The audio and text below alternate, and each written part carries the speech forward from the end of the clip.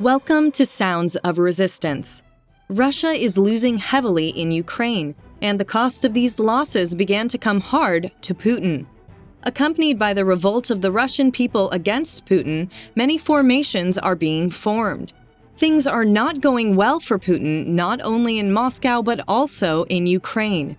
There are serious problems in Putin's army. Many Russian soldiers are leaving the front because they no longer believe in Putin's ideals. At the same time, serious unrest began to arise among the Russian soldiers. The fact that most high-ranking officers fled the area is the biggest indicator of how big the problem is. Because Russian President Vladimir Putin has blamed Russian generals for all his losses since February 24th, when he entered Ukrainian territory. Many Russian generals had their epaulets ripped off and dismissed by the Russian president during the war. Many Russian generals were also killed in the war zone by the Ukrainian armed forces. It was reported that the total number of generals that Russia has lost so far is 16. However, with the recent Kharkiv and Donbas counterattacks, these numbers may increase even more. According to the UK's Ministry of Defense, 6 of Russia's top generals have likely been dismissed since the start of the war in Ukraine due to the poor performance of the Russian military during the invasion. The poor performance of the Russian armed forces during the invasion of Ukraine has been costly for Russia's military leadership, the British Ministry of Defense said in a statement. It has reportedly likely resulted in the dismissal of at least 6 Russian commanders since the start of hostilities in February 2022. In addition to the 6 Russian generals that Putin dismissed, at least 10 Russian generals died in Ukraine. A different report claims that a total of 14 Russian generals of the Ukrainian armed forces were killed. Although some of these claims are refuted, it is rare that even 2 generals are lost. The scale of these losses, too. It is at an unprecedented level since World War II. The cumulative effect on command consistency likely adds to the Russian tactical and operational difficulties. It shows that the number of Russian generals killed during the Russian invasion of Ukraine in 2022, the demoralization among the Russian forces, and the slow advance towards Ukraine began to force high-ranking officers. Britain's Ministry of Defense Intelligence Unit attributed the deaths to senior commanders going to the field to personally lead operations, to address difficulties in command and control, and declining Russian performance on the front line. The Ministry of Defense did not explain how it obtained this information, but noted that a senior commander was not present at a national military parade attended by President Vladimir Putin and his top generals. The ministry noted that General Colonel Alexander Zhuravlev, who has headed Russia's Western Military District since 2018, was missing on Russian Navy Day on July 31st. It is known that Alexander Zhuravlev performed very critical tasks on behalf of the Russian army, and it is stated that it will take about 30 years for a Russian general to grow up in this position.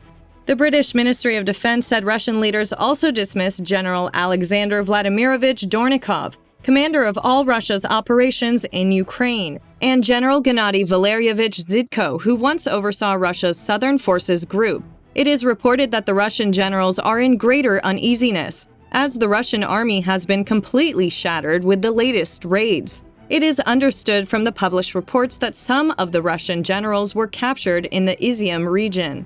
Even if it's not fully clarified, these news will increase the difficult situation of the Russian army. Some commanders are also reportedly captured alive by Ukraine and interrogated. In addition, senior officers in the region decided to flee from the front to avoid Putin's torment. Russia's military failures may also be undermining President Vladimir Putin's reputation as a knowledgeable geopolitical strategist in his home country. Ukraine's defeat of Russian forces this weekend poses a new kind of political challenge for President Vladimir Putin. It undermines the image of competence and might he has worked to build for 2 decades. On Sunday, the Russian army continued to withdraw from positions it had occupied for months in northeastern Ukraine. State television reports described the retreat as a carefully planned regrouping operation and praised the heroism and professionalism of the Russian troops. But the optimistic message barely suppressed anger among supporters of the war over the retreat and the Kremlin's handling of it. And Putin has hardly concealed his predicament as he presided over a 6-month war against an increasingly powerful enemy. and a Russian people who seemed unprepared for the sacrifices that an escalating conflict could bring. Even if Putin hesitates to reveal his own desperation, the Russian people seem to be aware of many things.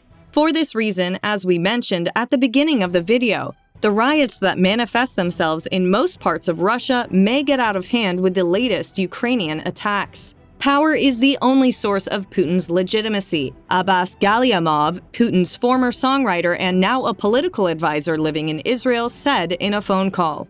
This is exactly the correct fix, because Putin manages to stand by the pressure he puts on his own people and staff. It has started to stand up to now, especially thanks to the harsh sanctions it imposes on those who oppose it.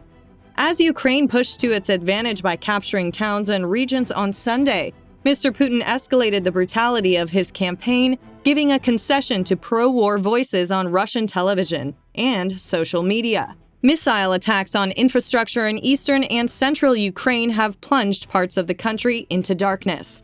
But it was unclear how far Russia might want to go to curb Ukraine's momentum. Ramzan Kadyrov, the powerful leader of the Chechnya region in the south of Russia, who sent thousands of his troops to Ukraine, accused the Russian army of making mistakes and not making the withdrawal public. This situation also shows us that Putin has been criticized by his closest allies besides his own staff. The main problem, analysts say, is that Mr. Putin's tendency to mislead his own people has caught him.